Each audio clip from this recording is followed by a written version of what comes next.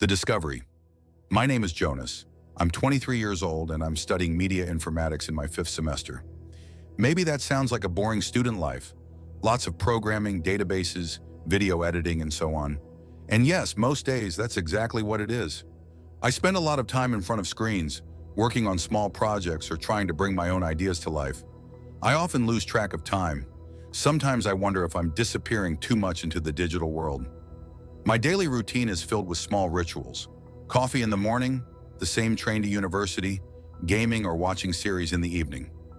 3 weeks ago, on one of those gray days, I was sitting in a cafe near campus, scrolling through eBay on my phone, looking for cheap laptops.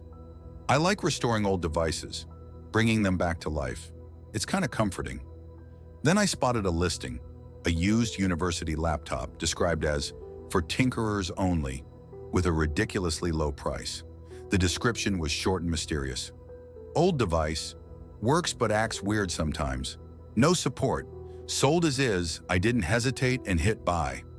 Shipping took about a week. I was excited. When I opened the package, a smell of stale plastic and a hint of moisture hit me.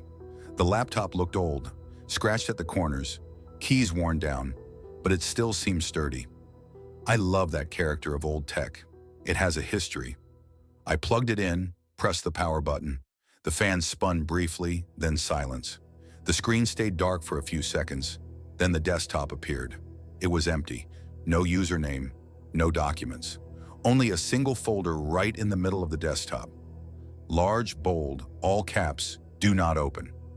I couldn't help but grin. A prank or some kind of test. I cautiously tried to delete the folder, but an error popped up. Access denied. Rename not possible. Move also blocked. Curiosity won. I opened the folder, but it was empty. No files, not even hidden ones. An empty black void right there on my new laptop. The first 2 days after finding the folder, everything seemed normal. I worked on my university projects, coded, watched videos, and the laptop behaved just fine. But on the 3rd night, something happened that still haunts me. I was already in bed, the lights off, the only sound the steady ticking of the clock on the wall.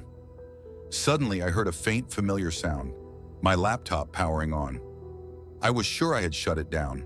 Confused, I got up, fumbled in the dark for my phone, and turned on the flashlight. In the dim light, I saw the laptop on my desk. The screen was black, but the small webcam light was faintly glowing. A cold chill ran down my spine. Why had the camera activated? I yanked out the power cable, tried to shut it down, but the webcam stayed on for a moment, like it wanted to watch me. The next morning, the folder on the desktop was no longer empty. A new file was there. Its name was the date of the night. I cautiously clicked on it. The content was just one sentence. "I saw you. You saw me."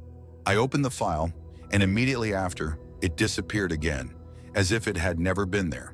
The words burned into my mind, and a sick feeling spread through me. Was this a prank or something else? I started staying awake every night to see if the laptop would turn on again. The time was always the same, 3:33 a.m., every time. After that night when I found the message, "I saw you. You saw me," everything got even stranger.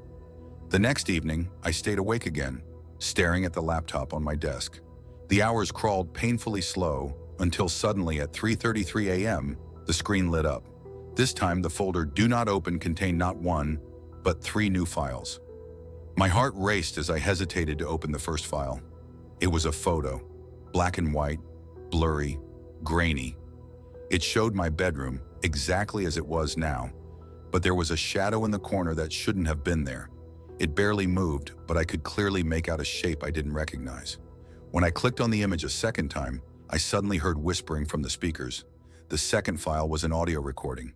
I turned the volume down, but it was my own breathing. Slow, steady, deep, then faster, gasping, frantic. And then a third breath, right next to the microphone, so close it made me shiver. The third file was a video. I barely dared to open it, but the urge was stronger than my fear. The video showed me, sleeping in my bed, perfectly still. But out of the corner of my eye, I noticed something terrifying. I had also gotten up. At the foot of the bed stood a second figure, My double, but distorted, bloodless, with an empty, vacant stare. It watched me, unmoving, but I could feel its presence. When I closed the video, my breath caught. Was that really me? Or something pretending to be me? From that moment on, I couldn't sleep. The line between reality and nightmare began to blur. In the days that followed, I felt trapped in a nightmare, constantly tired, scared, yet strangely fascinated by this unexplainable phenomenon. I tried to shut down the laptop, but sometimes it powered itself back on. I pulled out the battery, disconnected it from the power, but soon after, the little webcam light was on again.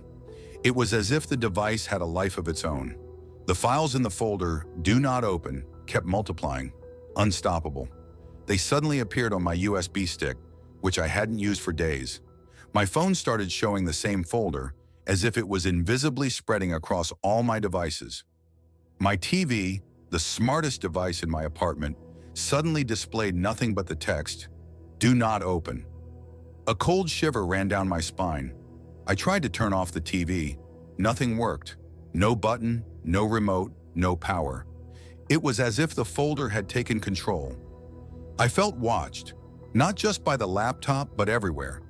Even in my apartment, something had changed. Shadows grew longer, silence became louder. Then I saw a new video. It showed me sitting at the laptop, my eyes red, skin pale, trembling all over. I heard myself say, "You mustn't close it. It's open, so stay." That voice wasn't mine.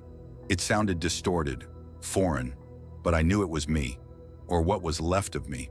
I wanted to run, delete everything, start over, but I felt like I was already too deep in. I tried to keep things normal. During the day, I went to university, sat through lectures, replied to friends' messages. But inside, I was breaking apart piece by piece. Every time I picked up my phone, the folder would appear somewhere. I couldn't delete it, couldn't ignore it. Even offline, I felt watched, like the folder had eyes everywhere. Sometimes at night, I heard soft keyboard clicks, even though I was alone in the apartment. My heart raced and I froze until the sound stopped. I started talking to myself out loud in my room, trying to fight the fear. It's just a computer, just files, nothing more. But I knew it was more. It was as if the folder had a presence, binding me and refusing to let go.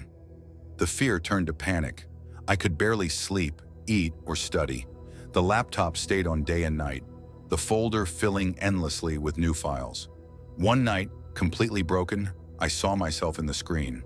Not my reflection, but a distorted version, bloodless, deep dark eye sockets, a malicious smile on its lips.